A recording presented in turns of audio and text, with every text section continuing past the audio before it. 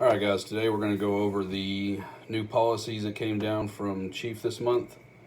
This is part of our monthly training to familiarize ourselves with these policies and make sure that we follow them to avoid any litigation or anything else that may come up. So, the first one is going to be about social media use. As you know, we've had some issues here in the past about people putting things on various forms of social media that may or may not have been appropriate.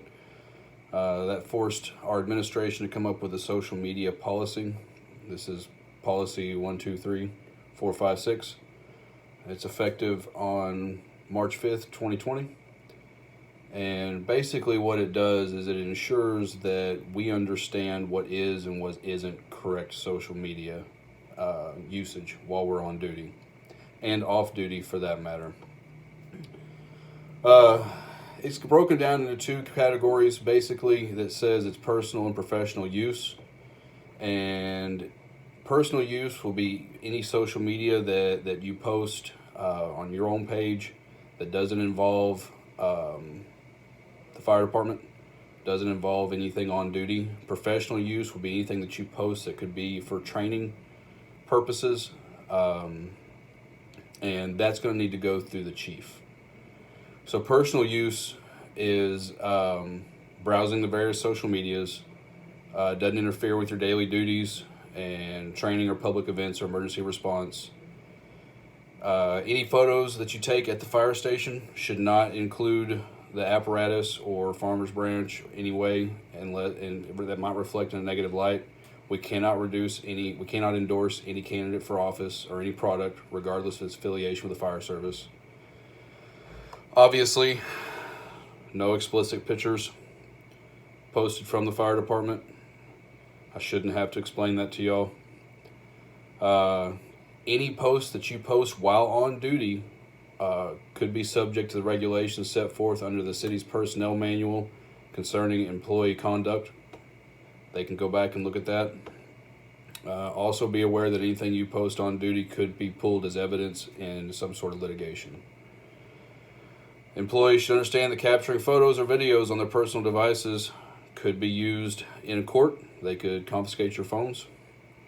A professional use of social media is training. So if we come up with a cool ropes training or extrication training or something like that, we can film it. We'll have to run it by the chiefs, make sure it's okay, and then we can post it. We need to make sure that nothing violates a patient's HIPAA. So if it's a cool car wreck and we want to take pictures of our extrication, we got to make sure that it doesn't violate their HIPAA rights. And I know all y'all are saying that we just want to post and take pictures and of cool stuff, and that's great. Just make sure that it doesn't interfere with your duties. Make sure that it's not violating anybody's rights. And if it's questionable, run it by your station officers. Okay? If we can't self-control this, then admin's going to come down and say no cell phones on duty.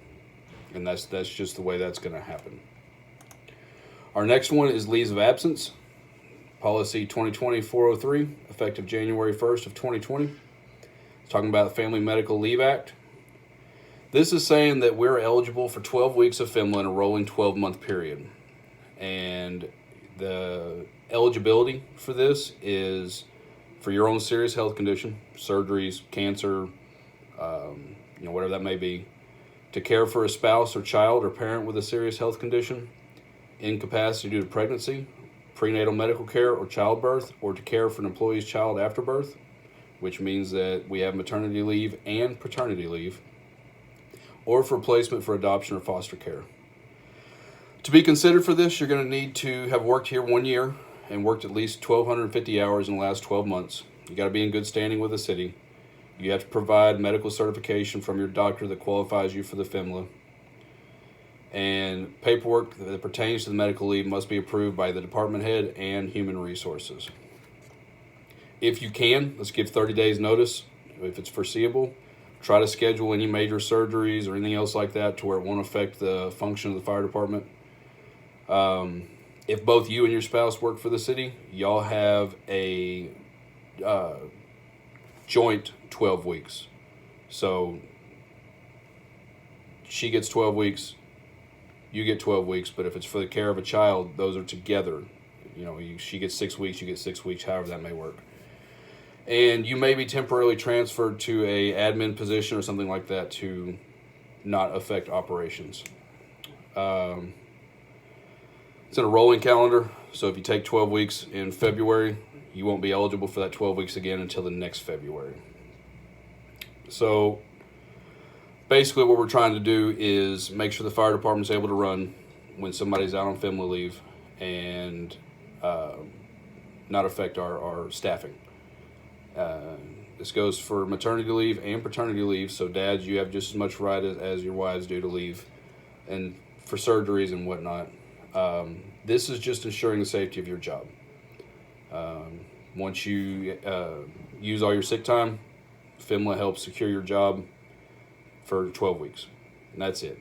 It's plain and simple. You can refer to this in both the fire department SOP and the employee manual. All right, if you have any questions, just send me an email. And other than that, thanks for your time.